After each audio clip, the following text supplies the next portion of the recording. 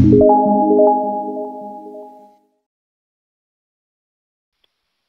अरविंद हेउचंती परमेश्वरंकर जने प्रतिभु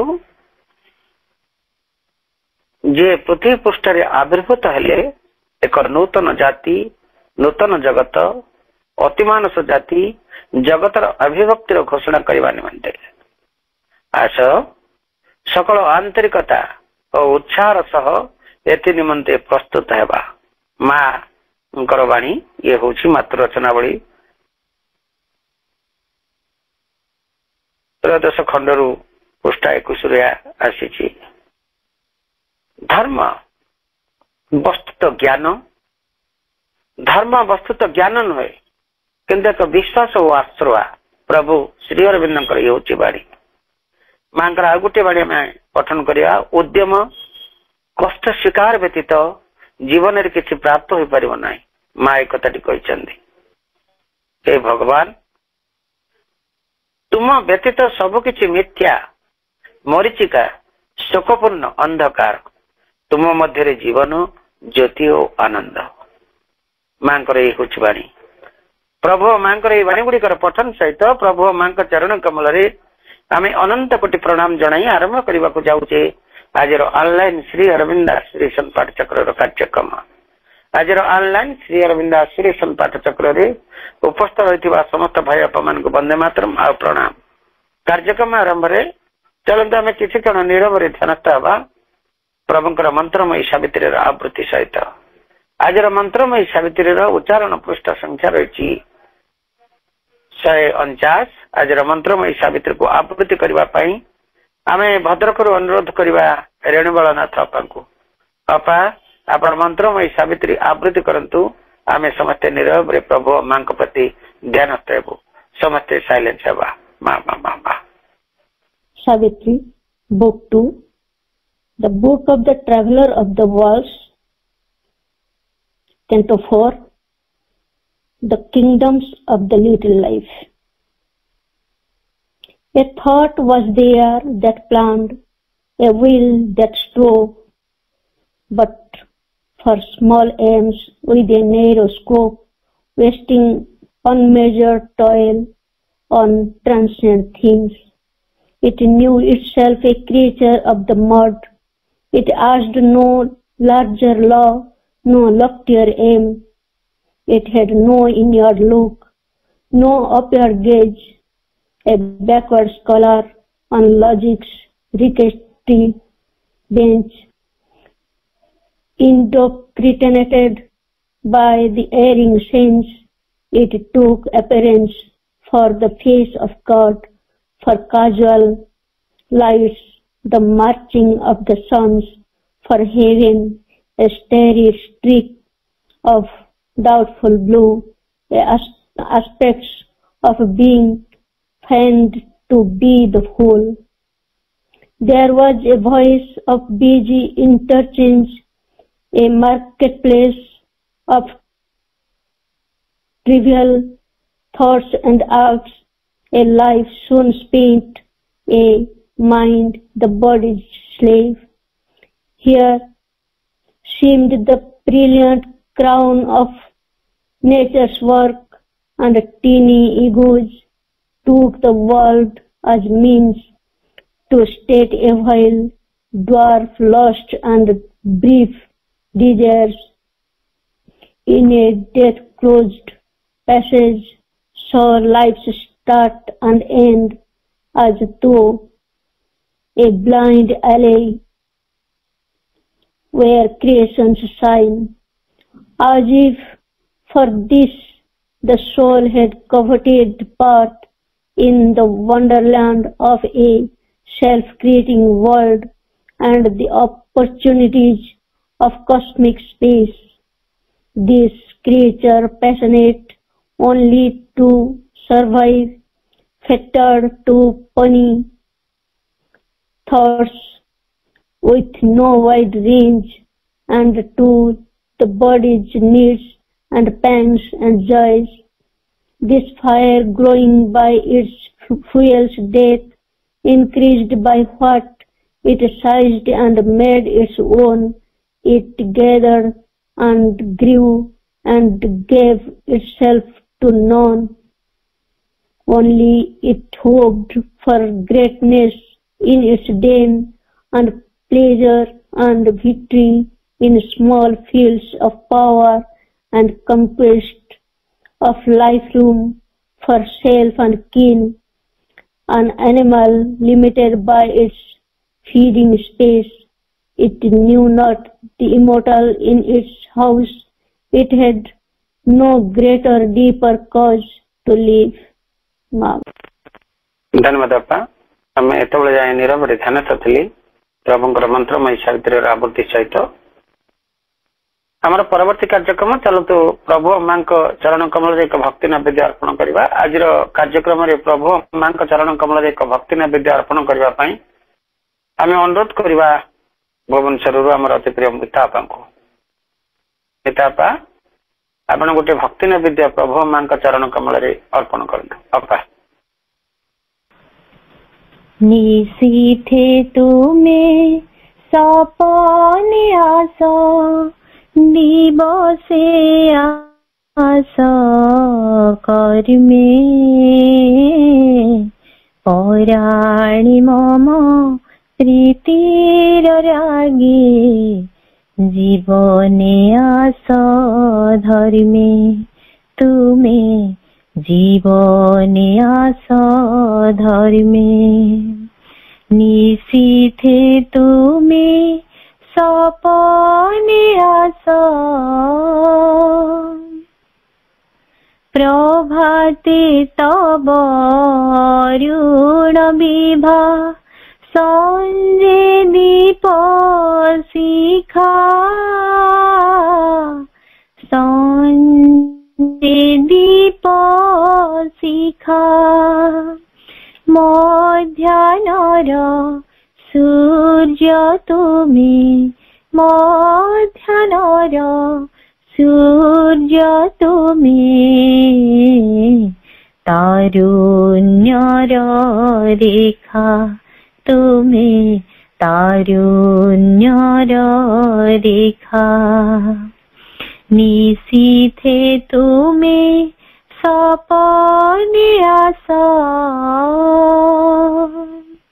कामिनी कोले जो छन रूपे शीतल कर प्राण शीतल कर प्राण हे नर मोहे मुग्ध मन हे नर मोहे मुग्ध मन कांतर समोहन तुम्हें कांतर समोहन निशीथे तुम्हें सपने आस मनीष पाए प्रेमर रूप जीवन लागे पथ जीवन लागे पथ पतित पाई पावक तुम्हें पतित पाई पावक तुम्हें यात्रा पथे रथ तुम्हें यात्रा पथे रथ निशीथे तुम्हें सपने आस दिवसे आस कर्मे पराणी मम प्रीतिर रागे जीवने आस धर्मे तुम्हें जीवने आस धर्मे तुम्हें जीवने आस धर्मे। धन्यवाद अपा ये वंदना जेते थर भी शुणिले हृदय को स्पर्श कर जाए कारण ये वंदनार भाव सब तार वार्डिंग से सतरे ये वंदना भी जो भाव पूर्व भाई अपा मैंने गाई जो अपा भी आगुरी गाई बोधे आमर नमिता अपा बोधे गाई शुणी आज भी आमर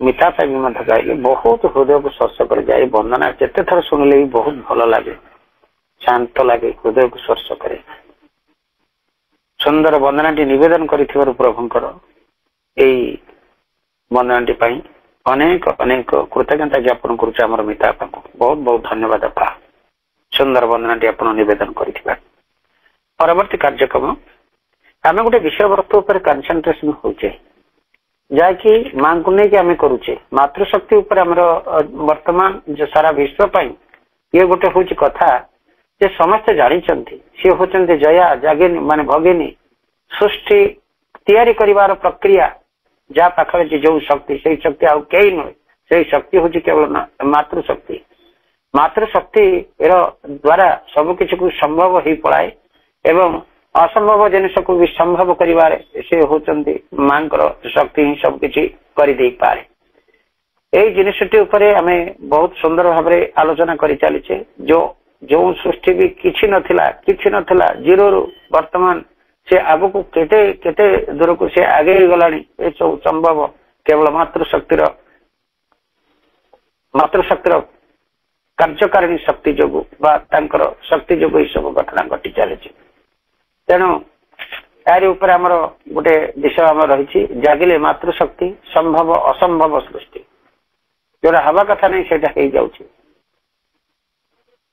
जागिले मातृशक्ति संभव असंभव सृष्टि या आम ऑनलाइन श्री अरविंद एस्पिरेशन पाठचक्र आरंभ ही 20 मसीह आमर आरंभ हो गला तेणु यार ऊपर आम विभिन्न भाई अपा ताको आलोचना करुले एवं विशेष कईटा एपिसोड आमर गोटे दुईटा एपिसोड आमर कर उर्मिला आज उर्मिला पाइचे विषयटी उपरे आगु से बढ़ेबे तो से गत थर भी करते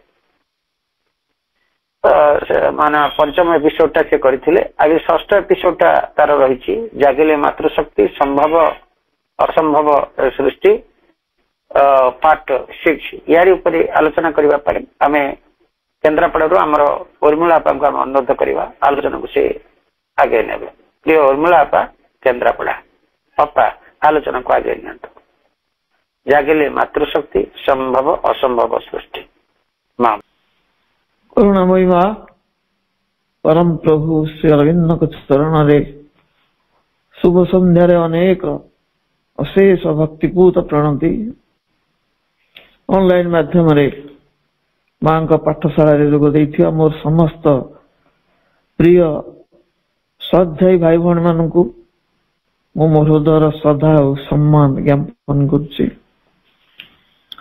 आलोच्य प्रसंग जागिले मातृशक्ति संभव असंभव सृष्टि यार 5टी पर्याय आलोचित हो सारी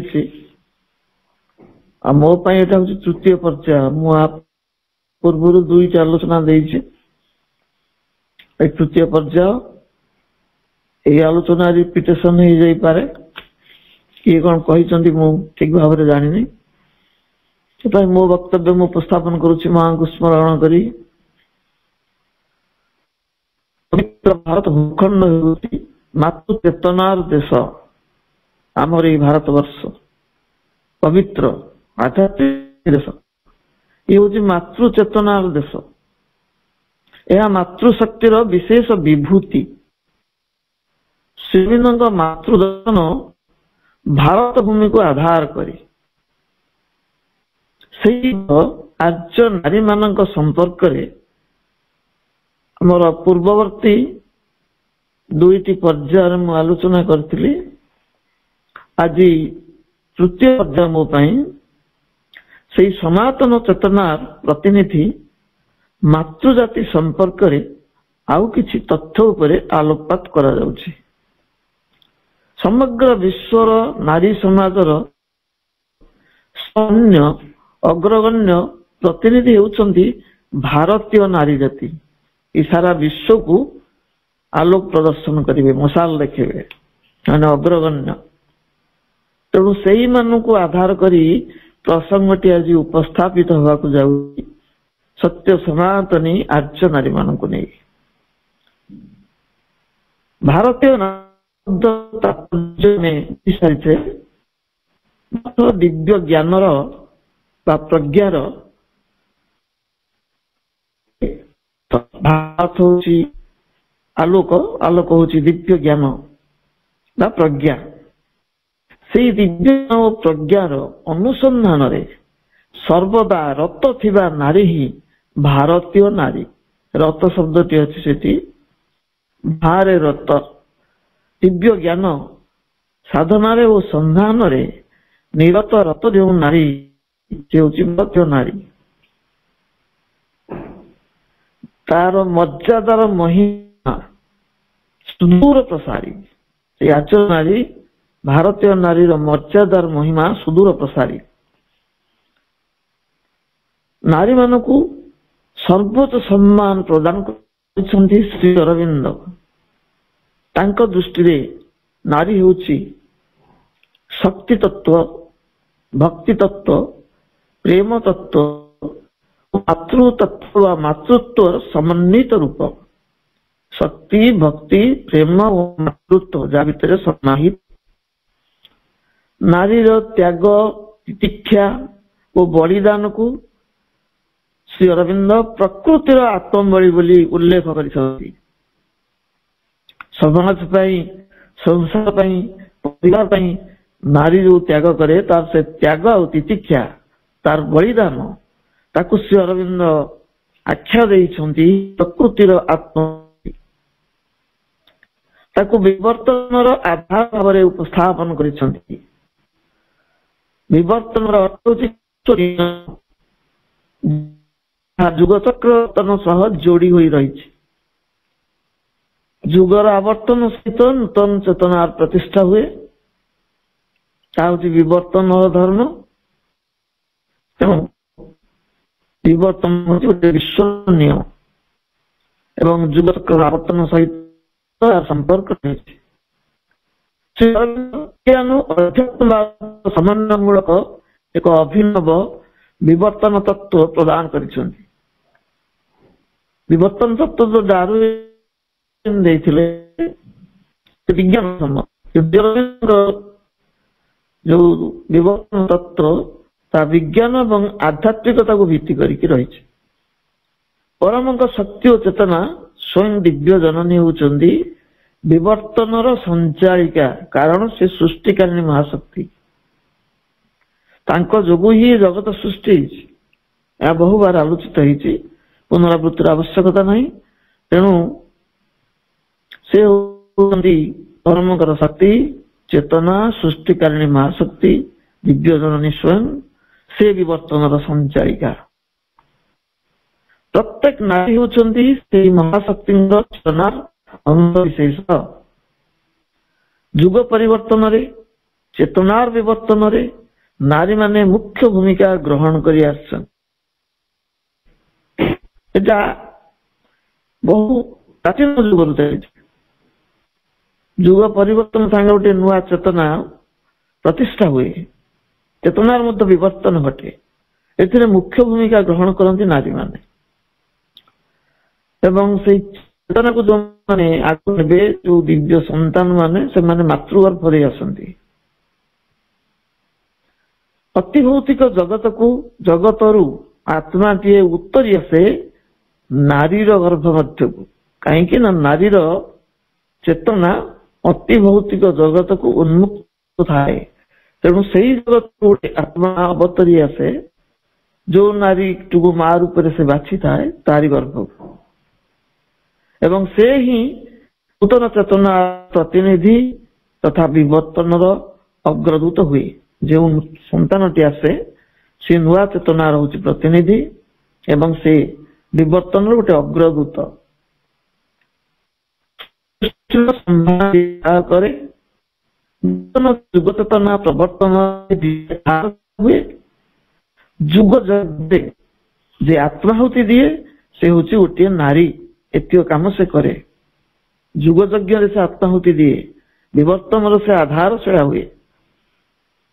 ଆମେ ପୂର୍ବରୁ ଆଲୋଚନା କରିଥିଲେ ଭାରତର ଯୋଗଶାସ୍ତ୍ର ଶ୍ରୀମଦ୍ ଭଗବତ ଗୀତାରେ ଯୋଉ ଚତୁର୍ବର୍ଣ୍ଣର କଥା ବର୍ଣ୍ଣିତ ହେଇଛି, ସେ ଚତୁର୍ବର୍ଣ୍ଣର ସମସ୍ତ ଗୁଣଧର୍ମ ଜଣେ ଏକକ ନାରୀ ମଧ୍ୟରେ ବିଦ୍ୟମାନ ଆଗରୁ ଆଲୋଚିତ ହେଇଛି। ବିଶ୍ୱକୁ ପରିଚାଳନା କରୁଥିବା ସମସ୍ତ ବିଶ୍ୱ ଶକ୍ତି ପଶ୍ଚାତରେ ଜଣେ ଜଣେ ନାରୀ ଚରିତ୍ର ବିଦ୍ୟମାନ। ଐଶ୍ୱର୍ଯ୍ୟର ଅଧୀଶ୍ୱରୀ ମା ଲକ୍ଷ୍ମୀ, ବିଦ୍ୟାର ଅଧିଷ୍ଠାତ୍ରୀ ମା ସରସ୍ୱତୀ, ବୀରତାର ପ୍ରତୀକ ମା ଦୁର୍ଗା, ଦନୁଜ ଦଳିନୀ ପ୍ରଚଣ୍ଡ ପ୍ରାଣ ଶକ୍ତି ହେଉଛନ୍ତି ଉଗ୍ର ରୂପା କାଳୀ, ପ୍ରେମ ଓ ସୌନ୍ଦର୍ଯ୍ୟର ପ୍ରତୀକାତ୍ମକ ରୂପ ହେଉଛନ୍ତି ମା ରତି ଦେବୀ। ଏସବୁ ପୁରାଣରେ ବର୍ଣ୍ଣିତ ଅଛି। ଶ୍ରୀ ଅରବିନ୍ଦଙ୍କ ବର୍ଣ୍ଣିତ ଚତୁର୍ବିଧା ଶକ୍ତିଙ୍କର ମହା ଐଶ୍ୱର୍ଯ୍ୟ ନାରୀ ମଧ୍ୟରେ ବିଦ୍ୟମାନ। ଏ ସମସ୍ତ ମହାନ ବିଭବ ନାରୀର ଆନ୍ତର ସତ୍ତାରେ ଅବଗୁଣ୍ଠିତ ଏବଂ ଏହା ହିଁ ତାର ଆତ୍ମଶକ୍ତି। ଶ୍ରୀ ଅରବିନ୍ଦ ଯୋଉ ଚାରି ମହାଶକ୍ତିଙ୍କର ଐଶ୍ୱର୍ଯ୍ୟ ବର୍ଣ୍ଣନା କରିଛନ୍ତି, ସେ ଗୋଟେ ନାରୀର ଆନ୍ତର ସତ୍ତାରେ ଅବଗୁଣ୍ଠିତ ହେଇକି ରହିଛି, ଅର୍ଥ ପ୍ରକାଶିତ ହୋଇନାହିଁ, ଗୋପନରେ ଅଛି। ସେଇଟା ହଉଛି, ସେ ସମସ୍ତ ହଉଛି ଗୋଟେ ନାରୀର ଆତ୍ମଶକ୍ତି। ମା ମହେଶ୍ୱରୀଙ୍କ ରୂପରେ ସେ ଧାରଣ କରେ ନିସ୍ତରଙ୍ଗ ପରିବ୍ୟାପ୍ତି, ପ୍ରବୁଧ ପ୍ରଜ୍ଞା, ପ୍ରଶାନ୍ତି ଓ ସର୍ବମାଙ୍ଗଲ୍ୟ କରୁଣା। ମହାକାଳୀ ରୂପରେ ସେ ଧାରଣ କରେ ମହାକାଳୀଙ୍କର ଓଜ, ବୀର୍ଯ୍ୟ, ତେଜ, ଯୋଦ୍ଧୃଭାବ, ଶାଣିତ ତୀବ୍ର ଉଦ୍ଦାମତା ଏବଂ ଅସୁର ବିଧ୍ୱଂସୀ ବିପୁଳ ଇଚ୍ଛା ଶକ୍ତି। ମହାଲକ୍ଷ୍ମୀଙ୍କ ରୂପରେ ସୌନ୍ଦର୍ଯ୍ୟ, ସୌକୁମାର୍ଯ୍ୟ, ସଂଗତି ଓ ଆକର୍ଷଣୀ ଅନୁକମ୍ପାର ସେ ହେଉଛି ବିଗ୍ରହ। ମହାସରସ୍ୱତୀ ରୂପରେ ପ୍ରେମ, ପୂର୍ଣ୍ଣତା ଏବଂ ତ୍ରୁଟି ଶୂନ୍ୟ କର୍ମ କୁଶଳତାର ସେ ଗୋଟେ ସମନ୍ୱିତ ରୂପ। ମାତୃସ୍ୱରୂପା ନାରୀ ଯେତେବେଳେ ନିର୍ଯାତିତ ହୁଏ, ସେତେବେଳେ ଘୋର ବିପତ୍ତିର ଘନଘଟା ସୃଷ୍ଟିକୁ ଗ୍ରାସ କରେ। ଦେବ, ଦାନବ, ମାନବ କେହି ସେ ଦୁର୍ଦ୍ଦଶାରୁ ମୁକ୍ତି ପାଇ ପାରନ୍ତି ନାହିଁ, ତ୍ରାହି ପାଆନ୍ତି ନାହିଁ। ସେମାନେ ଯେତେ ସୁର ବୀର ହେଲେ ମଧ୍ୟ ଚରମ ପ୍ରତିଫଳ ଭୋଗ କରନ୍ତି, ଯାହା ପୁରାଣରେ ବର୍ଣ୍ଣିତ ଅଛି। ମହାପରାକ୍ରମୀ ବୀର ଲଙ୍କାପତି ରାବଣ ସୀତାଙ୍କୁ ହରଣ କରି ନିଜ ମରଣକୁ ବରଣ କରିଥିଲା। ସୁରପତି ଇନ୍ଦ୍ର ଋଷି ଗୌତମଙ୍କ ପତ୍ନୀ ଅହଲ୍ୟାଙ୍କ ପ୍ରତି ଆସକ୍ତ ହୋଇ ଶାପଗ୍ରସ୍ତ ହୋଇଥିଲେ। ମହାବଳୀ ମର୍କଟରାଜ କିଷ୍କିନ୍ଧାପତି ବାଳି ନିଜ ଅନୁଜ ସୁଗ୍ରୀବଙ୍କ ପତ୍ନୀ ତାରାଙ୍କୁ ଅପହରଣ କରି ଶ୍ରୀରାମଙ୍କ ବାଣରେ ନିହତ ହୋଇଥିଲେ। ଦୁରାଚାରୀ ଦର୍ପୀ କୌରବଗଣ ଭ୍ରାତୃପତ୍ନୀ ଦ୍ରୌପଦୀଙ୍କୁ ଅମର୍ଯ୍ୟାଦା କରି ସବଂଶେ ଧ୍ୱଂସ ହୋଇଥିଲେ। ଗ୍ରୀକ ପୁରାଣ ଅନୁସାରେ ସୌନ୍ଦର୍ଯ୍ୟମୟୀ ହେଲେନାଙ୍କ ପ୍ରତି ଆକୃଷ୍ଟ ହୋଇ ଟ୍ରୟ ନଗରବାସୀ ଧ୍ୱଂସର ସାମ୍ନା କରିଥିଲେ। ନିଜ ସୁହୃଦ ବନ୍ଧୁଙ୍କ ପତ୍ନୀ ପ୍ରତି ଆକୃଷ୍ଟ ହୋଇ ବିଷ୍ଣୁଦାସ ତାଙ୍କୁ ପତି ପରିତ୍ୟକ୍ତା କରି ନଗରବଧୂ ବାରାଙ୍ଗନା ଲକ୍ଷହୀରା ରୂପେ ବେଶ୍ୟାଳୟରେ ବାସ କରିବାକୁ ବାଧ୍ୟ କରିଥିଲେ। ସେହି ପତିବ୍ରତା ନାରୀର ଅଭିଶାପରେ ସେ ହେଲେ ଆଜୀବନ ଗଳିତ କୁଷ୍ଠ ବ୍ୟାଧିଗ୍ରସ୍ତ। ମା ଦେବକୀଙ୍କୁ କାରାରୁଦ୍ଧ କରି କଂସ ଅକାଳ ମୃତ୍ୟୁର ଶିକାର ହେଲା। ମା ଦୁର୍ଗାଙ୍କ ପ୍ରତି ଦ୍ରୋହ ଆଚରଣ କରି ମହିଷାସୁର ଦେବୀଙ୍କ ପଦାନତ ହେଲା। ଚଣ୍ଡମୁଣ୍ଡ ଶୁମ୍ଭ ନିଶୁମ୍ଭ ନିହତ ହେଲେ। ଅପସରୀ ମେନକାଙ୍କ ପ୍ରତି ଅବିଚାର କରି ଋଷି ବିଶ୍ୱାମିତ୍ର ନିଜର ସମସ୍ତ ତପଶକ୍ତି ହରାଇଥିଲେ। କାଳଜୟୀ ପୁରାଣ ଇତିହାସର ଏ ଜ୍ୱଳନ୍ତ ଉଦାହରଣ ଆମ ସମ୍ମୁଖରେ ଥିବା ସତ୍ତ୍ୱେ ଆମେ କେତେ ସଚେତନ ହେଇଛେ? ସେଥିରୁ କି ଯଦି ଆମର ଶିକ୍ଷା ଲାଭ ହୋଇଥାନ୍ତା, ବର୍ତ୍ତମାନର ସମାଜରେ ସେ ଭ୍ରଷ୍ଟାଚାର, ସ୍ୱୈରାଚାରର ପୁନରାବୃତ୍ତି ଘଟୁନଥାନ୍ତା। ବର୍ତ୍ତମାନ କୋଟି कंस कौरवଙ୍କ द्वारा स्वयं धरित्री माता निर्यातिता होचन। गोटे रावण नुहे कोटे रावण कोटे कंस कोटे कौरव वंशवान धरापृष्ठ विद्यमान सेमानक अत्याचार रे माता धरित्री मध्य निर्यातिता होचन। सम्प्रति तथाकथित शब्द शिक्षित जनजीवे जहा घटुची ताहार पुनरावृत्ति अनावश्यक। आमे देखुचे जानूचे कौन सब आत्म नियंत्रण एवं आत्म संयम आवश्यकता रही। आत्म संयम ही पुरुषर पौरुष करे और नारीर आत्ममर्यादा को वृद्धि करे। उभय को संयम पड़ो। नारी आत्ममर्यादा रक्षा पुराणर आख्यायिकार शिक्षा ग्रहण करने आवश्यकता रही। किपरि आत्ममर्यादा रक्षा कर पुराणर से चरित्र मान ठारू ग्रहण करने आवश्यक। सीताकर स्वर्ण मृग और लक्ष्मण रेखा उन्न सुपर्णखार छद्म सौंदर्य धारण आगामी जुग सतर्कतार गोटे चेतावनी। कौन से सतर्कता?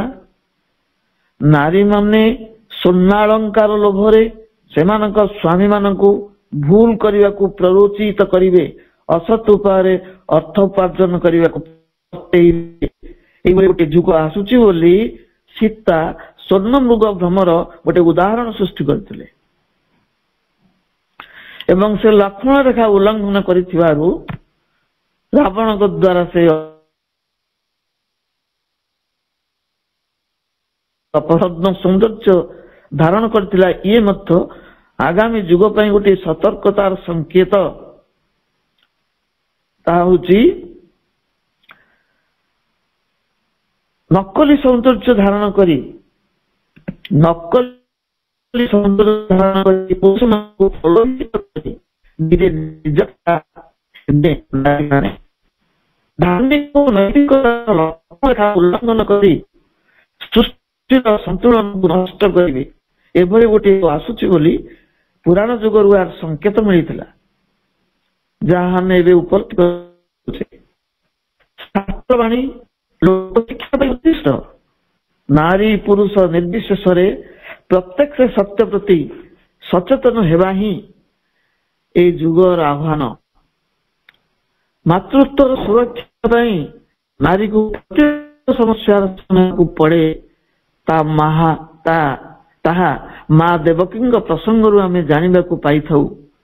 भगवान श्रीकृष्ण को जन्म देवा पूर्व से कंस द्वारा कारारुद्ध हेले एवं बारंबार गर्भवेदना सही स्वचक्षुरे 6टी शिशुपुत्र विभत्स मृत्यु देखिले। किते वेदनादायक दृश्य गोटे माँ पाई किंतु सहिष्णुता नथिले साधना व तपस्या नथिले भगवान को से जन्म दे पारि न थांदे। सहिष्णुता बिना दिव्य संतान जन्मता संभव न थाए। श्रीकृष्ण धर्मराज्य प्रतिष्ठा पृष्ठभूमि रे जो महाभारत युद्ध होता केते केते नारी पति हेले द्रौपदी चेतना युद्धर पटभूमि होता। शतपुत्र जननी गांधारी समस्त पुत्र को हरई विश्व मातृत्व प्रतीक होती गांधारी। विश्व मातृत्व विशाल विश्व परि विशाल जार मातृहृदय थिला विश्व मातृत्व प्रतीक थिले गांधारी।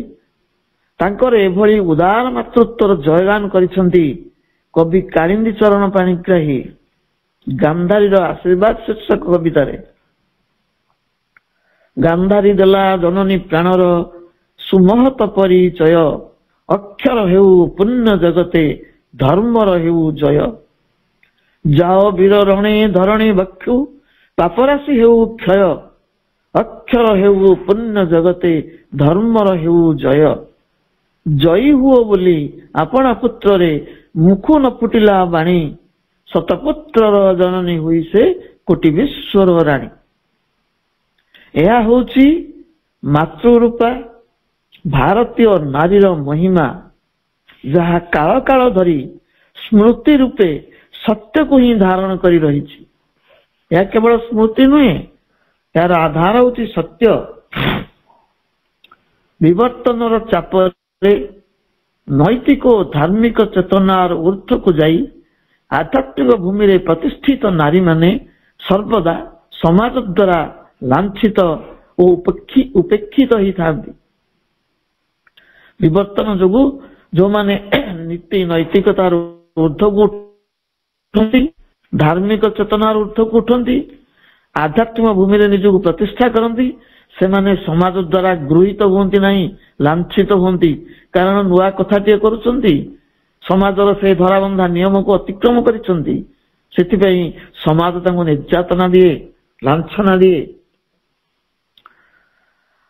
ତତ୍କାଳୀନ ସମାଜ ବ୍ୟବସ୍ଥାର ଊର୍ଦ୍ଧ୍ୱକୁ ଯାଇ ଯୁଗ ପରିବର୍ତ୍ତନର ସୂଚନା ଦେଉଥିବା ନାରୀମାନେ ସର୍ବଦା ନିଜକୁ ଆହୁତି ଦେଇଛନ୍ତି। ମାତ୍ର ମା ସେଇମାନଙ୍କ ମଧ୍ୟରେ ଉଚ୍ଚତର ଆଧ୍ୟାତ୍ମିକ ଚେତନାର ସମ୍ଭାବନା ଦେଖିଛନ୍ତି। ଦିବ୍ୟ ପ୍ରେମର ଧାରା ଆଧା ଭଗବାନ କୃଷ୍ଣଙ୍କ ପ୍ରତି ଅପାର୍ଥିବ ପ୍ରେମ ପ୍ରକାଶ କରି କଳଙ୍କିନୀର ଆଖ୍ୟା ପାଇଛନ୍ତି। କୃଷ୍ଣ ପ୍ରେମ ପାଗଳିନୀ ଗୋପୀମାନେ ପତିମାନଙ୍କ ଦ୍ୱାରା ଲାଞ୍ଛିତ ହୋଇଛନ୍ତି। ଶ୍ରଦ୍ଧା ଭକ୍ତି ଦିବ୍ୟ ପ୍ରେମର ମୂର୍ତ୍ତିମନ୍ତ ପ୍ରତୀକ ମୀରାଙ୍କୁ ବିପାନ କରିବାକୁ ପଡ଼ିଛି। ଆଧ୍ୟାତ୍ମିକ ଚେତନାରେ ପରିଚାଳିତ ଜୋଆନ୍ ଅଫ୍ ଆର୍କକୁ ଦେଶରକ୍ଷା ପରେ ଅଗ୍ନିରେ ଆତ୍ମବିସର୍ଜନ ଦେବାକୁ ପଡ଼ିଛି। ବର୍ତ୍ତମାନ ଏକ ଭୟଙ୍କର ଯୁଗ ସନ୍ଧିକ୍ଷଣ ଓ ଚୂଡ଼ାନ୍ତ ବିବର୍ତ୍ତନର ସମୟ ଉପଗତ। ରାଜର୍ଷି ଅଶ୍ୱପତିଙ୍କ ଆତ୍ମଜା ରୂପେ ଅବତରି ଆସିଥିବା ସେହି ବହ୍ନି କନ୍ୟା ସବିତୃ ଶକ୍ତି ମା ସାବିତ୍ରୀଙ୍କର କଠୋର ସାଧନା, ଆତ୍ମ ଆବିଷ୍କାର ଓ ଆତ୍ମଶକ୍ତି ବଳରେ କାଳାନ୍ତକ ଯମଙ୍କ ସହ ମହାସଂଗ୍ରାମ, ଏହି କଥା ସାବିତ୍ରୀ ମହାକାବ୍ୟରେ ପ୍ରଭୁ ଉଲ୍ଲେଖ କରିଛନ୍ତି। ସାବିତ୍ରୀଙ୍କୁ ଜଣେ ସାମାନ୍ୟ ମର୍ତ୍ତ୍ୟନାରୀ ବୋଲି ଯମଙ୍କର ତାଚ୍ଛଲ୍ୟର ଦୃଢ ଉତ୍ତର ସ୍ୱରୂପ ସାବିତ୍ରୀଙ୍କ କଣ୍ଠରୁ ନିର୍ଗତ ହୋଇଛି ବଜ୍ର ନିର୍ଘୋଷ ଯୋଉ ବାଣୀ, ତାହା ହେଉଛି ଜଣେ ନାରୀର ସଂଗୁପ୍ତ ସ୍ୱରୂପ, ତାର ଆତ୍ମଶକ୍ତିର ପ୍ରତୀକ। ମା ସାବିତ୍ରୀ ଯମକୁ ଦୃଢ ଉତ୍ତର ଦେଇ କହୁଛନ୍ତି, for I am the woman force of God, he the eternal delegate soul in man. My love is greater than thy love of death. My will is stronger than the bonds of fate. ନାରୀ ମୁହିଁ ଈଶ୍ୱରଙ୍କ ଶକ୍ତି ସ୍ୱରୂପିଣୀ, ମାନବର ଆତ୍ମା ସହିତ ଶାଶ୍ୱତଙ୍କ ପ୍ରତିନିଧି। ହେ ମୃତ୍ୟୁ, ତୁମର ବିଧାନ ଠାରୁ ପ୍ରେମ ମୋର ଅଟେ ମହତ୍ତର, ନିୟତି ବନ୍ଧନ ଠାରୁ ସଂକଳ୍ପ ଅଟେ ଶକ୍ତିମନ୍ତ। ଇଏ ହେଉଛି ଗୋଟିଏ ନାରୀର ଆତ୍ମବଳର ପରିଚୟ। ଆତ୍ମବଳରେ ଶକ୍ତିମନ୍ତ ହୋଇ ମୃତ୍ୟୁ ଦେବତାଙ୍କ ସହ ମହାସଂଗ୍ରାମରେ ବିଜୟ ଲାଭ କରିଛନ୍ତି, ଅର୍ଥାତ୍ ମୃତ୍ୟୁ ଉପରେ ହେଇଛି ପ୍ରେମର ବିଜୟ। ଇଏ ଗୋଟିଏ ନାରୀର ସଂଘର୍ଷର ଉଜ୍ଜ୍ୱଳ ଦୃଷ୍ଟାନ୍ତ। ଏବଂ ପ୍ରେମ ହେଉଛି ସର୍ବଜୟୀ, ଯୋଉଟା ନାରୀର ହେଉଛି ଆତ୍ମଶକ୍ତି। ପ୍ରତ୍ୟେକ ମାତୃଶକ୍ତି ମଧ୍ୟରେ ଦିବ୍ୟ ଜନନୀଙ୍କର ସ୍ଫୁଲିଙ୍ଗ ରହିଛି। ପ୍ରତ୍ୟେକ ବିବର୍ତ୍ତନୀ ସଙ୍କଟ ବା ଇଭୋଲ୍ୟୁସନାରୀ କ୍ରାଇସିସ୍ ବେଳେ ସେମାନଙ୍କ ଦୃଢ ସଂକଳ୍ପ ହିଁ ଏହି ସଙ୍କଟରୁ ସଂସାରକୁ ରକ୍ଷା କରିପାରିବ। ରହସ୍ୟର ଏକ ଚିରନ୍ତନ ପ୍ରତୀକ ପ୍ରକୃତି ଓ ନାରୀ। ପ୍ରକୃତି ଜଗତ ସେ ମଧ୍ୟ ମାତୃଶକ୍ତି। ନାରୀ ଯେମିତି ମାତୃତ୍ୱର ପ୍ରତୀକ, ପ୍ରକୃତି ଜଗତ ମଧ୍ୟ ମାତୃତ୍ୱର ପ୍ରତୀକ। ଏବଂ ଏ ଦି ଜଣ ହଉଛନ୍ତି ଚିରନ୍ତନ ରହସ୍ୟର ପ୍ରତୀକ। ଚିରନ୍ତନ ରହସ୍ୟ ଏମାନେ, କାରଣ ଏମାନଙ୍କୁ ସହଜରେ ବୁଝି ହୁଏ ନା। ସେଥିପାଇଁ କୁହାଯାଇଛି women wonder and obsession of man and nature. ପ୍ରକୃତି କେବଳ ପ୍ରକୃତି, ମାତ୍ର ନାରୀ ହେଉଛି ପୁରୁଷ ଓ ପ୍ରକୃତି ଉଭୟ। ସେ ପୁରୁଷର ଗାମ୍ଭୀର୍ଯ୍ୟ ଓ ପ୍ରକୃତିର ସୌନ୍ଦର୍ଯ୍ୟ। ପ୍ରକୃତି ଓ ନାରୀର ଅବମାନନାରେ ଅସନ୍ତୁଳିତ ହୋଇଥାଏ ପରିବେଶ ଓ ସମାଜ। ପ୍ରକୃତିକୁ ଯଦି ଅବମାନନା କରାଯାଏ, ନାରୀର ଯଦି ଅବମାନନା କରାଯାଏ, ସମାଜ ଅସନ୍ତୁଳିତ ହେଇଯାଏ, ପରିବେଶ ମଧ୍ୟ ସନ୍ତୁଳନ ହରାଏ। ନାରୀ ପୁରୁଷ ଓ ପ୍ରକୃତି ମଧ୍ୟରେ ସମ୍ପର୍କର ଶୁଦ୍ଧତା ହିଁ ଚିରନ୍ତନତାର ଚାବିକାଠି। ଆମ ଭିତରେ ଏମାନଙ୍କ ଭିତରେ ଗୋଟେ ଶୁଦ୍ଧ ସମ୍ପର୍କ ରହିବା ଦରକାର। ନାରୀ ପୁରୁଷ ଓ ପ୍ରକୃତି, ଏଠି ସମ୍ପର୍କର ଶୁଦ୍ଧତା କଣ କରେ ନା ଚିରନ୍ତନତାକୁ ପ୍ରକାଶ କରେ। ପ୍ରକୃତି ଓ ନାରୀର ଦୁଇଟି ରୂପ ଅଛି, ଗୋଟିଏ ସଂଗୁପ୍ତ, ଅନ୍ୟଟି ଉନ୍ମୁକ୍ତ। ଉନ୍ମୁକ୍ତ ରୂପରେ ପ୍ରକୃତି ଶାନ୍ତ, କାନ୍ତ, କୋମଳ, କବି ମନଲୋଭା। ସେ ପ୍ରକୃତିର ସୁନ୍ଦର ରୂପକୁ ଦେଖି କବିଟିଏ କବିତା ଲେଖେ, ଚିତ୍ରକରଟିଏ ଚିତ୍ର ଆଙ୍କେ, ଶିଳ୍ପୀଟିଏ ଗୋଟେ ସ୍ଥାପତ୍ୟ ସୃଷ୍ଟି କରେ। ପ୍ରକୃତି ହୁଏ ପ୍ରେରଣା। ନାରୀ ମଧ୍ୟ ପ୍ରେରଣାର ଗୋଟେ ଉଦାହରଣ। ତେଣୁ ଇଏ ହେଉଛି ପ୍ରକୃତିର ଗୋଟେ ଉନ୍ମୁକ୍ତ ରୂପ।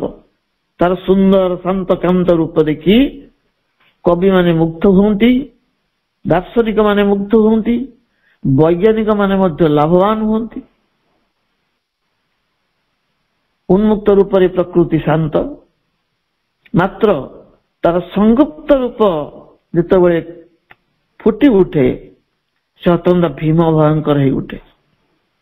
କେତେବେଳେ ସଂଗୁପ୍ତ ରୂପ ଆତ୍ମପ୍ରକାଶ କରେ ଯେତେବେଳେ ପ୍ରକୃତି ନିର୍ଯାତିତ ହୁଏ।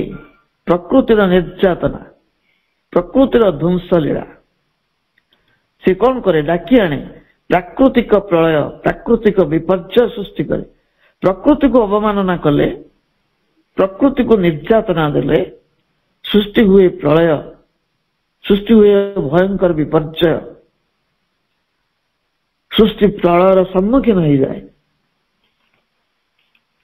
ସେଇଭଳି ନାରୀ ତାର ଉନ୍ମୁକ୍ତ ରୂପରେ ମମତାମୟୀ ମାତା, ସ୍ନେହଶୀଳା ଭଗିନୀ, ଭକ୍ତିମତୀ କନ୍ୟା ଅର୍ଥାତ୍ ଜୟା, ଜନନୀ, ଭଗିନୀ ରୂପରେ ସୃଷ୍ଟିର ମଙ୍ଗଳ ବିଧାନ କରେ। ଏହି ତାର ଉନ୍ମୁକ୍ତ ରୂପ, ଯୋଉ ରୂପଟି ବାହାରେ ଦେଖାଯାଏ। ମାତ୍ର ନାରୀ ନିର୍ଯାତନା ତାର ସଂଗୁପ୍ତ ରୂପକୁ ଉନ୍ମୋଚନ କରିଦିଏ। ସେତେବେଳେ ସେ କାଳୀ କୋଳାଳିନୀ ରୂପ ଧାରଣ କରେ, ଧ୍ୱଂସ ଲୀଳା ସୃଷ୍ଟି କରେ। ସେ ମହାକାଳୀ ରୂପରେ ଆବିର୍ଭୂତ ହୁଏ, ମହାଦୁର୍ଗା ରୂପରେ ଆବିର୍ଭୂତ ହୁଏ ଏବଂ ଅସୁର ଚରିତ୍ର ଧାରଣ କରିଥିବା ବ୍ୟକ୍ତି ମାନଙ୍କ ପାଇଁ ପ୍ରଳୟ ଆଣେ, ଧ୍ୱଂସ ଆଣେ। ଯୁଗାବଧି ଏହି ଘଟଣା ଘଟି ଆସିଛି। ପୁରାଣ ଇତିହାସ ଏହାର ସାକ୍ଷୀ। ସ୍ୱମର୍ଯ୍ୟାଦା ପ୍ରତି ନାରୀ ମାନଙ୍କୁ ମଧ୍ୟ ସଚେତନ ହେବାକୁ ପଡିବ। ଇଏ କେବଳ ସମାଜ ଆଉ ପୁରୁଷ ମାନଙ୍କର ଦୋଷ ତା ନୁହେଁ। ନିଜର ମର୍ଯ୍ୟାଦା, ଆତ୍ମମର୍ଯ୍ୟାଦା ରକ୍ଷା ପାଇଁ ନାରୀଟିଏ ସତର୍କ ରହିବା ଦରକାର, ସଚେତନ ହେବା ଦରକାର। ମର୍ଯ୍ୟାଦା ମାଗିଲେ ମିଳେ ନାହିଁ, ସମ୍ମାନକୁ ଦାବି କରାଯାଏ ନାହିଁ। ନାରୀର ସ୍ୱଧର୍ମ ଆଉ ସାଧନା ଏ ସମସ୍ତକୁ ଆକର୍ଷଣ କରି ଆଣେ ଆପେ ଆପେ। କେହି କାହାକୁ ମର୍ଯ୍ୟାଦା ମାଗିକି ପାଇବନି, ସମ୍ମାନ ମାଗିକି ପାଇବନି। ଆମ ପୁରାତନ ସନାତନ ସଂସ୍କୃତି ଯାହା ଆର୍ଯ୍ୟ ଧର୍ମର ମୂଳ ଭିତ୍ତି, ତା ନୀତି ଆଦର୍ଶକୁ ପୁରୁଣା କାଳିଆ ମରହଟିଆ ନିୟମ କହି ଅଣଦେଖା କରିବା ଅନୁଚିତ। ଆମେ ଆଧୁନିକ ସଭ୍ୟତାର ବଶବର୍ତ୍ତୀ ହେଇ ପୁରାତନ ସଂସ୍କୃତିକୁ ଅମର୍ଯ୍ୟାଦା କରୁଛୁ, ମରହଟିଆ କହିକି ଛାଡି ଦଉଛୁ, ପୁରୁଣା କହିକି ତ୍ୟାଗ କରୁଛୁ। ସେଟା ଅନୁଚିତ କାର୍ଯ୍ୟ। ଏ ସମସ୍ତ ମଧ୍ୟରୁ ଜୀବନଧର୍ମୀ ତଥା ପ୍ରଗତିଶୀଳ ପଦ୍ଧତି ଗୁଡିକ ନାରୀମାନେ ଧରି ରଖିବା ଉଚିତ।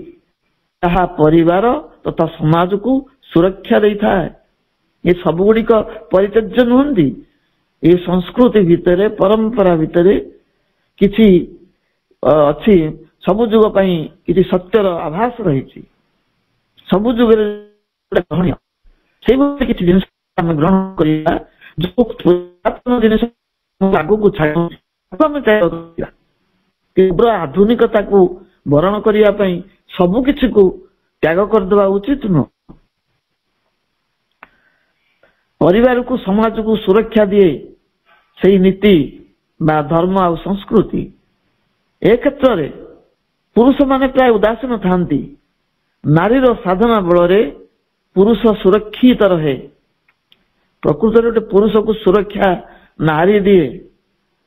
ଆମେ ଯୋଉ ଭାବୁଛୁ ପୁରୁଷର ବାହୁଛା ତଳେ ନାରୀ ସୁରକ୍ଷିତ, ଭୁଲ ଧାରଣା।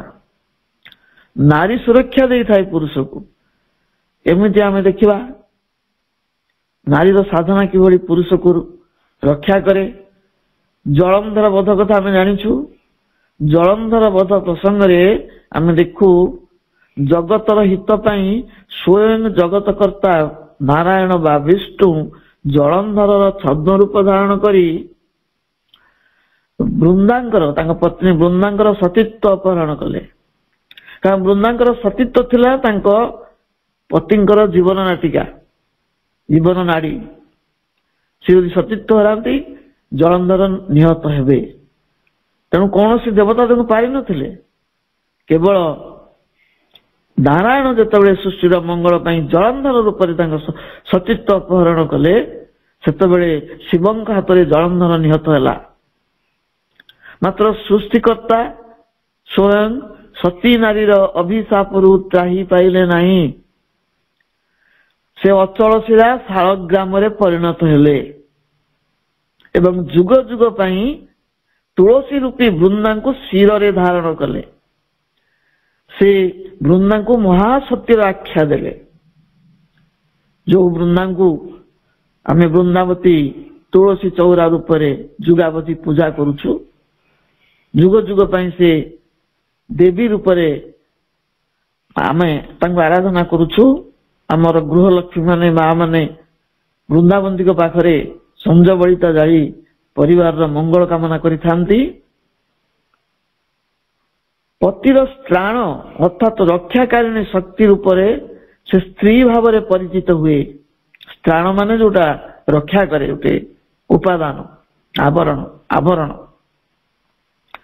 ଶିରସ୍ତ୍ରାଣ ବକ୍ଷସ୍ତ୍ରାଣ ଯେମିତି ଅଛି, ସେ ସ୍ତ୍ରାଣ ରୂପରେ ନାରୀଟି ହଉଛି ପତିର ରକ୍ଷାକାରିଣୀ ଶକ୍ତି। ସେଥିପାଇଁ ତାକୁ ସ୍ତ୍ରୀ ବୋଲି କୁହାଯାଏ, ସ୍ତ୍ରୀ ଭାବରେ ପରିଚିତ ହୁଏ। ସେଇଥିପାଇଁ ବରବଧୂଙ୍କ ପ୍ରଥମ ଗୃହ ପ୍ରବେଶ ସମୟରେ ବଧୂଟି ପ୍ରଥମେ ଏରୁଡି ବନ୍ଧ ଅତିକ୍ରମ କରିବାର ସୁନ୍ଦର ପ୍ରଥାଟିଏ ଅଛି। ବନ୍ଧ ଡେଇଁକି ବଧୂଟି ପ୍ରଥମେ ଗୃହ ପ୍ରବେଶ କରିବ, ପତି ତା ପଛରେ ରହିବ। ତାର ତାତ୍ପର୍ଯ୍ୟ ହଉଛି ଦ୍ୱାରବନ୍ଧ ନିକଟରେ ସମସ୍ତ ଅଶୁଭ ଶକ୍ତି ସମବେତ ହେଇଥାନ୍ତି। ଡେଭିଲ ଆୱାରକୁ ଅପେକ୍ଷା କରିଥାନ୍ତି। କେତେବେଳେ ଗୋଟିଏ ଅଦିବ୍ୟ ମୁହୂର୍ତ୍ତ ଆସିବ, ସେଇ ମୁହୂର୍ତ୍ତରେ ସେମାନେ ସେ ଗୃହକୁ ପ୍ରବେଶ କରିବେ। ଏବଂ ଏଇଟା ଗୋଟେ ସନ୍ଧ୍ୟା ସମୟ, ସନ୍ଧିକାଳ। ସନ୍ଧିକାଳଟା ହଉଛି ପାହାନ୍ତା ସମୟ, ଖରାବେଳ ଆଉ ସଞ୍ଜବେଳ। ଏଇ ତିନିଟା ସମୟ ହଉଛି ସନ୍ଧ୍ୟାକାଳ। ସେଥିପାଇଁ ମୁନି ଋଷି ମାନେ ତ୍ରିସନ୍ଧ୍ୟା ପାଳନ କରନ୍ତି ଅପଶକ୍ତି ମାନଙ୍କ କବଳରୁ ଜଗତକୁ ରକ୍ଷା କରିବା ପାଇଁ। ଆଉ ସନ୍ଧ୍ୟାବେଳେ ସେମାନେ ବେଶୀ ପ୍ରବଳ ହୁଅନ୍ତି। ସନ୍ଧ୍ୟାକାଳ ତାଙ୍କ ପ୍ରବେଶ ପାଇଁ ଗୋଟେ ସୁବର୍ଣ୍ଣ ସୁଯୋଗର କାଳ। ସେତେବେଳେ ସକ୍ରିୟ ହୋଇ ଉଠନ୍ତି। ସେ ଅମଙ୍ଗଳକାରୀ ଶକ୍ତି ମାନେ ସନ୍ଧ୍ୟା କାଳରେ ସକ୍ରିୟ ହୁଅନ୍ତି। ସେଥିପାଇଁ ସନ୍ଧ୍ୟା ସମୟରେ ଦ୍ୱାରବନ୍ଧରେ ସନ୍ଧ୍ୟାବତୀ ଜଳେଇବାର ପରମ୍ପରା ଅଛି। ପବିତ୍ର ଦୀପଶିଖା ଏବଂ ଘୃତର ସୁଗନ୍ଧରେ ଏହି ଅମଙ୍ଗଳ ଶକ୍ତି ମାନେ ଗୃହାଙ୍ଗନକୁ ପ୍ରବେଶ କରିପାରନ୍ତି ନାହିଁ। ତେଣୁ ବରବଧୂଙ୍କ ପ୍ରବେଶ ସମୟରେ ତାଙ୍କ ମାଧ୍ୟମରେ ପ୍ରବେଶ କରିବାକୁ ଅପେକ୍ଷା କରିଥାନ୍ତି। ସେମାନଙ୍କୁ ପ୍ରତିହତ କରିବାର ସାମର୍ଥ୍ୟ ଜଣେ ପତିବ୍ରତା ନାରୀ ମଧ୍ୟରେ ଥାଏ। ସେଥିପାଇଁ ବଧୂ ରୂପରେ ପ୍ରଥମେ କେବଳ ବନ୍ଧ ନୁହେଁ, ଜୀବନର ସମସ୍ତ ପ୍ରତିବନ୍ଧକକୁ ହଟେଇ ଦେବାର, ଅତିକ୍ରମ କରିଯିବାର ସଂକଳ୍ପ ନେଇ ସେ ଗୃହ ପ୍ରବେଶ କରେ। ସେ ପ୍ରଥମେ ପ୍ରବେଶ କରେ। ନାରୀ ଭିତରେ ଯୋଉ ଶକ୍ତି ରହିଛି ସେ ଶକ୍ତିକୁ ଏ ଅମଙ୍ଗଳକାରୀ ଶକ୍ତି ମାନେ ସ୍ପର୍ଶ କରିପାରନ୍ତି ନାହିଁ, ଅପସରି ଯାଆନ୍ତି ଦୂରକୁ। ପତ୍ନୀ ନାମକୁ ସାର୍ଥକ କରି ଜୀବନାବଧି ପ୍ରତ୍ୟେକ ପତନରୁ ସେ ପତିକୁ ଉଦ୍ଧାର କରେ। ସେଥିପାଇଁ ତାକୁ ପତ୍ନୀ କୁହାଯାଏ। ଭାର୍ଯ୍ୟ ରୂପରେ ପରିବାରର ପ୍ରତ୍ୟେକ ଅଭାବକୁ ସେ ଭରଣା କରେ, କାରଣ ସେ ହଉଛି ଗୃହଲକ୍ଷ୍ମୀ। ପୁରୁଷଟି ବିବ୍ରତ ହେଇ ପଡେ, କିନ୍ତୁ ନାରୀଟି ବିବ୍ରତ ହୁଏ ନା। କୋଉଠି ଲୁଚେଇ ଚୋରେଇକି ରଖିଥାଏ ଚାଉଳ ମୁଠାଏ କିମ୍ବା ଅନ୍ୟ କିଛି ଜିନିଷ, ଯୋଉଦିନ କିଛି ଆୟ ନାହିଁ ସେ ପରିବାରକୁ ଖାଇବାକୁ ଦିଏ, ଭରଣା କରେ ଅଭାବ। ଯିଏ ଭରଣା କରେ ସେ ହଉଛି ଭାର୍ଯ୍ୟା, ତାକୁ ଭାର୍ଯ୍ୟା କୁହାଯାଏ। ସେ ଗୃହଲକ୍ଷ୍ମୀ। ସେଇଥିପାଇଁ ଜାୟା ରୂପରେ ଜୟ ପଥରେ ପତିକୁ ପରିଚାଳିତ ହବାର ପ୍ରେରଣା ଦିଏ। ସେ ବିଜୟ ଲାଭ କେମିତି କରିବ ତାକୁ ବିଜୟ ତିଳକ ପିନ୍ଧେଇ ଦିଏ। ସେଥିପାଇଁ ସେ ହଉଛି ଜାୟା। ଜୈତ୍ର ପଥରେ ସେ ଜୟ ପଥରେ ପତିକୁ ପ୍ରେରିତ କରେ। ବିନମ୍ରତାର ପ୍ରତୀକ ରୂପେ ଗୃହ ପ୍ରବେଶ ସମୟରେ ସେ ମଥାନତ କରିଥାଏ। ସମସ୍ତ ଗୁରୁଜନ ତଥା ଦେବଦେବୀଙ୍କ ପ୍ରତି ମଥାନତ କରି ପ୍ରଣିପାତ ଜଣାଉଥାଏ। ଆନତ ମଥାରେ ସଂସାର ଭାରକୁ ଗ୍ରହଣ କରିବାର ସଂକଳ୍ପ ନେଉଥାଏ। ସମ୍ପ୍ରତି ଆଧୁନିକା ନାରୀ ମାନଙ୍କର ଆଚରଣ ଦେଖିଲେ ହତାଶ ହେବାକୁ ହୁଏ। ହିନ୍ଦୁ ଧର୍ମରେ ବିବାହ ଏକ ପବିତ୍ର ଅନୁଷ୍ଠାନ। ଦୁଇଟି ଆତ୍ମାର ମିଳନ କେବଳ ଗୋଟେ ଜନ୍ମ ପାଇଁ ନୁହେଁ, 7 ଜନ୍ମ ପାଇଁ ବୋଲି ବିଶ୍ୱାସ କରାଯାଏ। ମାତ୍ର ଏବେ ତାହା contract marriage, live in partnership ଭଳି କୁତ୍ସିତ ପରମ୍ପରାରେ ପରିଣତ ହୋଇଛି। ବର୍ତ୍ତମାନର ନାରୀ ସମାଜ ଏଥିପ୍ରତି ସଚେତନ ହେବା ଆବଶ୍ୟକ। ଶ୍ରୀମଦ୍ ଭଗବତ ଗୀତା ସେ ମହାନ ବାଣୀକୁ ଅନୁଧ୍ୟାନ କରିବା ଉଚିତ। ସ୍ତ୍ରୀଷୁ ଦୁଷ୍ଟାସୁ ବାଷ୍ଣେୟ ଜାୟତେ ବର୍ଣ୍ଣ ଶଙ୍କର। ନାରୀ ଦୁଶ୍ଚରିତ୍ରା ହେଲେ ବର୍ଣ୍ଣ ଶଙ୍କର ଭଳି କୁଳାଙ୍ଗାର ସନ୍ତାନ ମାନଙ୍କୁ ଜନ୍ମ ଦିଏ। ବର୍ତ୍ତମାନ ଯୋଉ କୁଳାଙ୍ଗାର ମାନଙ୍କ ଦ୍ୱାରା ସମାଜ ଆଜି ଉତ୍ପୀଡ଼ିତ ହଉଛି। ବର୍ତ୍ତମାନ ନାରୀ ସମାଜ ଆଗରେ ଗୋଟିଏ ପ୍ରଶ୍ନ, ସେ ଆଗାମୀ ଦିବ୍ୟ ଯୁଗ ସ୍ଥାପନ ପାଇଁ ଦିବ୍ୟ ସନ୍ତାନ ମାନଙ୍କୁ ଆବାହନ କରିବ।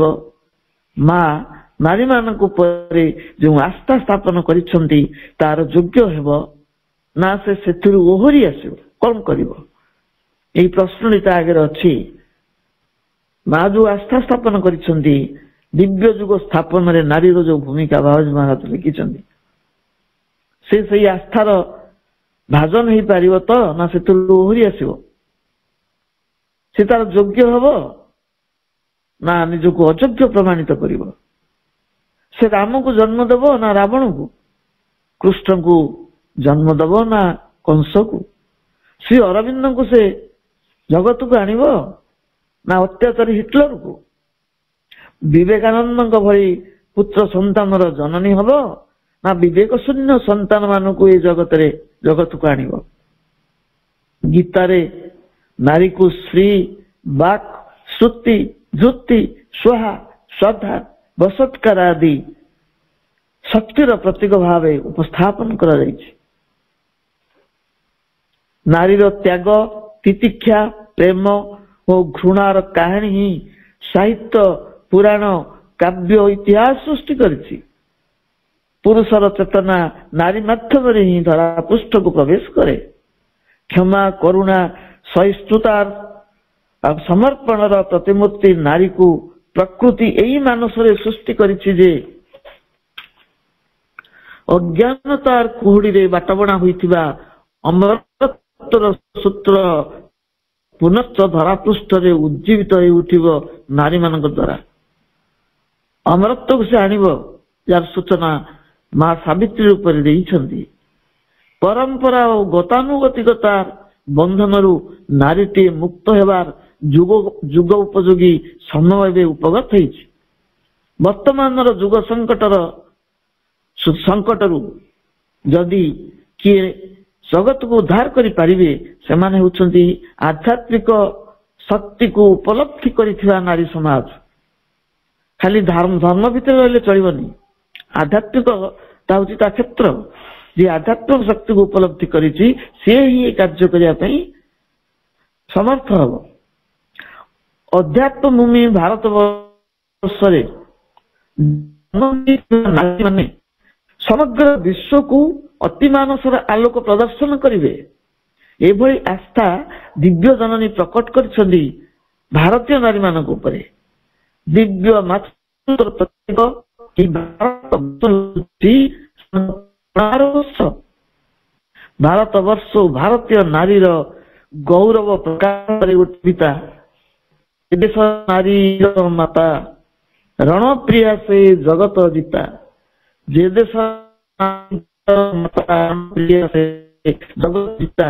ଦେଶ ନାରୀ ସତୀତ୍ୱ ବଳେ ରାତ୍ରି ନ ହୁଏ ଶେଷ, ସେହି ଭାରତ ବର୍ଷ।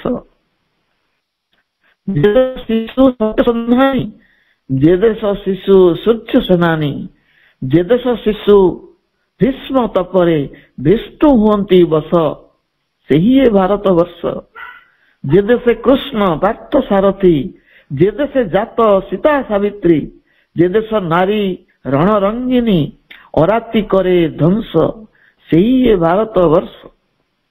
ଯେ ଦେଶ ନାରୀ ସାଧନା ବଳେ ମୃତ୍ୟୁକୁ ଜିତେ ଏମହି ତଳେ, ମରଣ ଯାରେ ଶରଣ ମାଗେ ପୁଲକି ଉଠେ ବିଶ୍ୱ, ସେହି ଭାରତ ବର୍ଷ। ଦାନବ ଦର୍ପେ ଦଳିତ ଧରା, ଦାନବ ଦର୍ପେ ଦଳିତ ଧରା, ଯାତନା ଦଗ୍ଧ ଏ ବସୁନ୍ଧରା, ଜାଗିଲେ ଦୁର୍ଗା ଦୁର୍ଗତି ନାଶୀ, ଦାନବେ କଲେ ବସ, ସେହି ଭାରତ ବର୍ଷ। ଯେ ଦେଶ ନାରୀ ପାହାଡ଼ ଚଢ଼େ, ଯେ ଦେଶ ନାରୀ ଆକାଶେ ଉଡ଼େ, ଦୁର୍ଗମ ସିନ୍ଧୁ ଯାଏ ସେ ଲଙ୍ଗି, ଚକିତେ ଚାହେଁ ବିଶ୍ୱ, ସେହି ଭାରତ ବର୍ଷ, ସେହି ମୋ ଭାରତ ବର୍ଷ। ଇଏ ହଉଛି ଭାରତୀୟ ନାରୀର ଗୌରବ। ଯୁଗ ବିବର୍ତ୍ତନରେ ନୂତନ ଚେତନାର ପରିପ୍ରକାଶ କ୍ଷେତ୍ରରେ କେଉଁ ସ୍ମରଣାତୀତ କାଳରୁ ନାରୀମାନେ ଅଗ୍ର ଭୂମିକା ଗ୍ରହଣ କରି ଆସିଛନ୍ତି। ଯେଉଁ ମାନବ ସତ୍ତାଗଣ ନୂତନ ଯୁଗ ଚେତନା ସ୍ଥାପନ କ୍ଷେତ୍ରରେ ଗୁରୁତ୍ୱପୂର୍ଣ୍ଣ ଭୂମିକା ଗ୍ରହଣ କରିବେ, ସେମାନେ ସମସ୍ତେ ମାତୃ ଗର୍ଭ ଦେଇ ଆସିଥାନ୍ତି। ଏବେ ଯୋଉ ନୂତନ ଯୁଗ ସ୍ଥାପନ ହେବାକୁ ଯାଉଛି ଅତିମାନସ ଯୁଗ, ଅତିମାନସ ଯୁଗ ପାଇଁ ଅତିମାନବ ମାନଙ୍କର ଧରାବତରଣ ଘଟିବାକୁ ଯାଉଛି। ସେମାନେ ମାତୃଗର୍ଭ ଦେଇ ଜନ୍ମ ନେବେ। ଅଦ୍ୟାବଧି ଅସମ୍ଭବ ପ୍ରତୀତ ହେଉଥିବା ଏହି ଅକାଟ୍ୟ ସତ୍ୟଟି ନାରୀ ମାନଙ୍କ ଦ୍ୱାରା ସମ୍ଭବ ହେବ। ଦିବ୍ୟ ଜନନୀଙ୍କ ସୃଜନ ଲୀଳାରେ ନାରୀ ମାନଙ୍କର ଆବିର୍ଭାବର ଏହା ହିଁ ରହସ୍ୟ। କାହିଁକି ନାରୀ ମାନଙ୍କୁ ସୃଷ୍ଟି କରିଛନ୍ତି ମା? ଏହି ନୂତନ ଯୁଗ ସ୍ଥାପନ କରିବା ପାଇଁ, ଦିବ୍ୟ ସନ୍ତାନ ମାନଙ୍କୁ ଜନ୍ମ ଦେବା ପାଇଁ। ଏ ରହସ୍ୟଟି ପ୍ରତ୍ୟେକ ଉପଲବ୍ଧି କରିବା ଆବଶ୍ୟକ। ସେଥିପାଇଁ ନାରୀ ମାନଙ୍କୁ ପ୍ରସ୍ତୁତ ହେବାକୁ ପଡିବ। ସେମାନେ ଏହି ଦିବ୍ୟ ସନ୍ତାନ ମାନଙ୍କୁ ଜନ୍ମ ଦେବା ପାଇଁ ଚେତନା ସ୍ତରରେ କିପରି ପରିବର୍ତ୍ତିତ ହେବେ ତାହା ସେମାନଙ୍କ ସଂକଳ୍ପ ଉପରେ ନିର୍ଭର କରେ। ନାରୀର ଆଗାମୀ କାର୍ଯ୍ୟଧାରା ହେଲା ଅତି ମାନବ ତଥା ଅତି ମାନସିକ। ଅତି ମାନବ ଆସିବେ, ତାପରେ ଅତି ମାନସିକ ସତ୍ତା ଆସିବେ। ସେ ଅତି ମାନସିକ ସତ୍ତା ମାନଙ୍କର ଆଗମନ ପାଇଁ ଅସଜଡ଼ା ଏ ବିଶ୍ୱ ପ୍ରକୃତିକୁ ସଜାଡ଼ି ଦେବା। କଠିନ ଶ୍ରମ ଓ ସାଧନା ବିନା ଏ ଦୁଷ୍କର କାର୍ଯ୍ୟ ସମ୍ଭବ ନୁହେଁ। ନାରୀର ସାଧନା ପୀଠ ମଠ ମନ୍ଦିର ଗୁମ୍ଫା କନ୍ଦର ନୁହେଁ, ତାର ସେଇ କର୍ମ କୁଟୀର ମାଟିର ବୈକୁଣ୍ଠ, ତାର ଗୃହସ୍ଥାଶ୍ରମ। ସେଠାରେ ନାରୀଟିଏ କନ୍ୟା ଭଗିନୀ ଜୟା ଜନନୀ ରୂପରେ ଭିନ୍ନ ଭିନ୍ନ ଭୂମିକାରେ ଅବତୀର୍ଣ୍ଣ ହୁଏ। ମା ରୂପରେ ଶକ୍ତି ସଞ୍ଚାର କରେ, ଭଗ୍ନୀ ରୂପରେ ଭକ୍ତି ପ୍ରଦାନ କରେ, ପତ୍ନୀ ରୂପରେ ପ୍ରୀତି ଦାନ କରେ ଏବଂ କନ୍ୟା ରୂପରେ କୀର୍ତ୍ତି ସ୍ଥାପନ କରେ। ପ୍ରାସାଦ ହେଉ ବା ପର୍ଣ୍ଣ କୁଟୀର, ତା ହୋଇ ଉଠୁ ଦିବ୍ୟ ଜନନୀଙ୍କ ଆରାଧନା ପୀଠ, ଆରାଧନା ମନ୍ଦିର, ପାଠଚକ୍ରର ଯଜ୍ଞଶାଳା। ଜଳୁ ସେଠି ଆସ୍ପୃହାର ଅଗ୍ନିଶିଖା। ସେଇ ଅଗ୍ନିରେ ଜଳି ଯାଉ ସବୁ କାମନା ବାସନା ଭୋଗଲିପ୍ସା, ଆଳସ୍ୟ ବିଳାସ ଲାଳସା, ଜଡ଼ତା ତାମସିକତା, ସନ୍ଦେହ ସଂଶୟ, ଭୟ କ୍ରୋଧ, ଲୋଭ ଓ ସ୍ୱାର୍ଥପରତା। ପରମା ଜନନୀ ନ୍ୟସ୍ତ କରିଥିବା ଏହି ଗୁରୁ ଦାୟିତ୍ୱଟି ନିର୍ବାହ କରିବାକୁ ହେଲେ ବାହ୍ୟ ପୂଜା ଆରାଧନା ଉପାସନା ନୁହେଁ, ଏକ ଆନ୍ତର ପ୍ରସ୍ତୁତି ଆବଶ୍ୟକ। ଏହାର ଅର୍ଥ ନୁହେଁ ଧର୍ମ ଓ ନୈତିକତାକୁ ସମ୍ପୂର୍ଣ୍ଣ ଜଳାଞ୍ଜଳି ଦେବା। ଏହାକୁ ଆଧାର କରି ଆଧ୍ୟାତ୍ମିକ ଜଗତକୁ ପ୍ରବେଶ କରିବାକୁ ହୁଏ। ଧର୍ମ ତାର ପ୍ରକୃତ ଅର୍ଥରେ କୌଣସି ପୂଜା ଆରାଧନା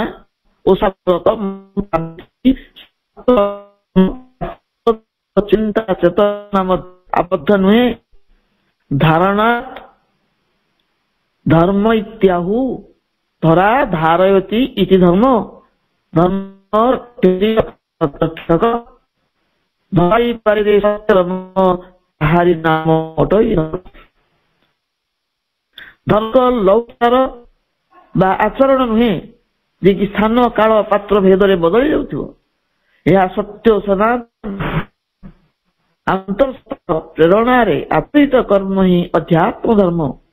ଏହି ଧର୍ମର ଭିତ୍ତି ହେଉଛି ନାରୀ ବୋଲି ବାବାଜୀ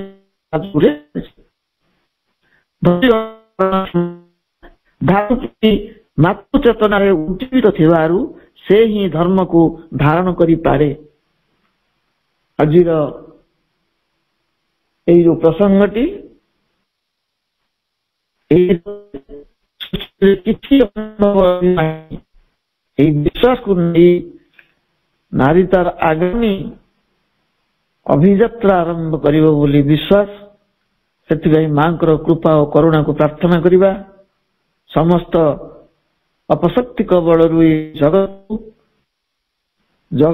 ଉଦ୍ଧାର କରିବା ପାଇଁ ଆଗକୁ ଆସୁ, ମାତୃଶକ୍ତି ଧାରଣ କରୁ, ସେ ମାତୃ ପ୍ରେମର ବନ୍ୟା ପ୍ରବାହିତ ହଉ, ଏହି କାମନା ମାଙ୍କ ଚରଣରେ ଅର୍ପଣ କରି ଆଜିର ପ୍ରସଙ୍ଗକୁ କରୁଛି ଏବଂ ମାଙ୍କ ପାଖରେ ସମର୍ପଣ କରୁଛି। ସମସ୍ତଙ୍କୁ ଧନ୍ୟବାଦ। ବନ୍ଦେ ମାତରମ୍। ଧନ୍ୟବାଦ। ସମସ୍ତଙ୍କର ନାରୀ ଜଗତ କଥା, ମାତୃ ଜଗତକୁ ବା ମା ଯୋଉ ମାତୃ ଗଣଙ୍କୁ ସାରା ବିଶ୍ୱର ଏବଂ ବିଶେଷ କରି ସମସ୍ତଙ୍କୁ ଆଜି ସୂଚେଇ ଦେଲେ ଯେ ଅପା ଯେ ମାତୃ ଶକ୍ତି ହାତରେ କଣ ନାହିଁ। ଆଜି ଯାହା ଆଗକୁ ବଢି ଚାଲିଛି, ଗଡି ଚାଲିଛି, ସ୍ଥାଣୁତ୍ୱକୁ ପୁଣି ବିକଶିତ କରିବାରେ ଯୋଉ ଭୂମିକାଟି କେବଳ ମାଙ୍କ ପାଖରେ ଅଛି, ମାତୃଶକ୍ତି ଦ୍ୱାରା ହିଁ ଅଛି। ଏପରିକି ନ୍ୟୁଟ୍ରନ ଇଲେକ୍ଟ୍ରନ ପ୍ରୋଟନ ଯୋଉ ସୂକ୍ଷ୍ମ ସତ୍ତା ଗୁଡିକୁ ମଧ୍ୟ ମୁଭମେଣ୍ଟ କରିବାରେ ଏଇ ମାତୃଶକ୍ତିର ବା ଯୋଉ କାର୍ଯ୍ୟକାରିଣୀ ଶକ୍ତି ହେଉଛନ୍ତି ସେ ହେଉଛନ୍ତି ମା ବା ମାତୃଶକ୍ତି। ତାକୁ ସେ ସମ୍ଭବ କରିପାରନ୍ତି। ସେଥିପାଇଁ ଆମର ଟପିକ ଆଜି ଥିଲା ଯେ ଜାଗିଲେ ମାତୃଶକ୍ତି ସମ୍ଭବ ଅସମ୍ଭବ ସୃଷ୍ଟି। ଯୋଉଟା କି ସୃଷ୍ଟି ହେଇପାରିବା କଥା ନାହିଁ, ଯୋଉଟା ହବା ନାହିଁ, ହବାର ନାହିଁ, ତାହା ହେବାକୁ ଯାଉଛି। ଆଜି ଯେଉଁ ଅତିମାନସିକ ସତ୍ତା ମାନେ ଆସିବେ, ଅତିମାନ ବାବା ମାନେ ଆସିବେ, ଯୋଉଟା କି ଅସମ୍ଭବ ବୋଲି ଆମକୁ ମନେ ହଉଥିଲା, ମା ଓ ପ୍ରଭୁ ତାହା ଦେଖେଇ ଦେଇଛନ୍ତି। ଯାହା ସେ କହିଛନ୍ତି ସବୁ କିଛି ବର୍ତ୍ତମାନ ତାର ସବୁ କିଛି ହବାକୁ ଗଲାଣି। ପ୍ରଭୁଙ୍କର ବାଣୀ, ମାଙ୍କର ବାଣୀ ଯାହା କହି ଯାଇଛନ୍ତି ତାହା ଆଜି ସବୁ ଅଙ୍ଗ ଅଙ୍ଗେ ଫଳିବାରେ ଯାଇଛି, ଫଳି ଯାଉଛି। ଏବଂ ସେଇ ଯୋଉ ଅତିମାନବ ସତ୍ତା ଯାହାକି ଅସମ୍ଭବ ବୋଲି ଅନ୍ୟମାନେ ବିଜ୍ଞାନ ଅନ୍ୟମାନେ ସମସ୍ତେ ବି କହିଦେବେ, କିନ୍ତୁ ତାହା ସମ୍ଭବ ହବ ତାହା କେବଳ ଏଇ ମାତୃଶକ୍ତିର ଜାଗରଣ ଦ୍ୱାରା, ମାତୃଶକ୍ତିଙ୍କ ଦ୍ୱାରା ହିଁ ତାହା ସମ୍ଭବ ହବ। ତେଣୁ ଯୁଗେ ଯୁଗେ ମହାନ ଶକ୍ତି ହେଉଛନ୍ତି ମାତୃଶକ୍ତି। ପୁରାଣ ଠାରୁ ଆରମ୍ଭ କରି ଇତିହାସ ପର୍ଯ୍ୟନ୍ତ ଏବଂ ବର୍ତ୍ତମାନ ପର୍ଯ୍ୟନ୍ତ ସବୁ କିଛିରେ ନାରୀର ଭୂମିକା ବା ମାତୃଶକ୍ତିର ଭୂମିକା ରହିଛି। ସବୁ କାର୍ଯ୍ୟକୁ ଅତି ସୁଚାରୁ ରୂପରେ ଆଗକୁ ବଢାଇବାରେ। ତେଣୁ ଆଜିର ପ୍ରସଙ୍ଗଟିରେ ସୁନ୍ଦର ଭାବରେ ଅପା ବହୁତ ସୁନ୍ଦର, ସେ ଗୋଟେ କେବଳ ଆଲୋଚନା ନୁହେଁ ତ ଇଏ ଗୋଟେ ଏକ ପ୍ରକାର ଆମ ସମସ୍ତଙ୍କୁ ଜାଗରଣ ଦେଇଛନ୍ତି ବା ଜାଗେଇ ଦେଇଛନ୍ତି, ଚେତେଇ ଦେଇଛନ୍ତି। ଖାଲି ନାରୀ ମାନଙ୍କୁ ନାହିଁ, ଅପା ମାନଙ୍କୁ ନାହିଁ, ଭାଇ ମାନଙ୍କୁ, ମାତୃଶକ୍ତିଙ୍କୁ ଏବଂ ଅନ୍ୟାନ୍ୟ ଆମର ଯୋଉ ପୁରୁଷ ଶକ୍ତିକୁ ମଧ୍ୟ ସେ ଚେତେଇ ଦେଇଛନ୍ତି। ନାରୀର ଭୂମିକା ଏବଂ ମାତୃଶକ୍ତିର ଭୂମିକା ଏବଂ ମାତୃଶକ୍ତି ବି କଣ କରିପାରିବ ତା ପାଇଁ ମଧ୍ୟ ସବୁ ପ୍ରକାର ସେ ରଖି ଯାଇଛନ୍ତି, କହି ଯାଇଛନ୍ତି। ତେଣୁକରି ଅପାଙ୍କୁ ବହୁତ ବହୁତ ଧନ୍ୟବାଦ ଏତେ ସୁନ୍ଦର ହୃଦୟଗ୍ରାହୀ ଆଲୋଚନା ପାଇଁ। କାର୍ଯ୍ୟକ୍ରମକୁ ଆମେ ୱାଇଣ୍ଡ ଅପ୍ କରୁଛେ କିଛି ସମୟ ମାଙ୍କର ନାମ ଜପ ସହିତ।